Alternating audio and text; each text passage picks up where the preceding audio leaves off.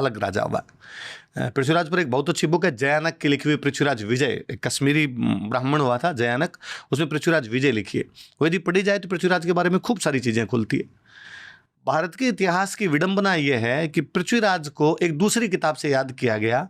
चंद बरदाई की एक किताब है पृथ्वीराज रासो, उसके आधार पर याद किया है। देखिए पृथ्वीराज रासो बहुत बाद की किताब है और पृथ्वीराज रासो की ज़्यादातर बातें सही नहीं है। उस पृथ्वीराज रासो के आधार पर एक आदमी को भारत में विलेन घोषित कर दिया गया, जयचंद। आज भी भारत में गद्दार का पर्याय जयचंद को बताया जाता है, जबकि जयचंद बहुत बड़े राजा हुए, बड़े धर्मपरायण राजा हुए, और जयचंद किसी प्रकार से गद्दार नहीं थे। ऐसा कहा जाता है कि गौरी को भारत में बुलाने वाले जयचंद थे। तो यदि गौरी को भारत में तराइन के दूसरे युद्ध में जयचंद ने बुलाया था, तो तराइन के पहले युद्ध में गौरी को बुलाने वाला कौन था? काइंद्रा के युद्ध में गौरी को बुलाने वाला कौन था? और गौरी से पहले जब खुसरो शाह, जब शहाबुद्दीन, जब आपका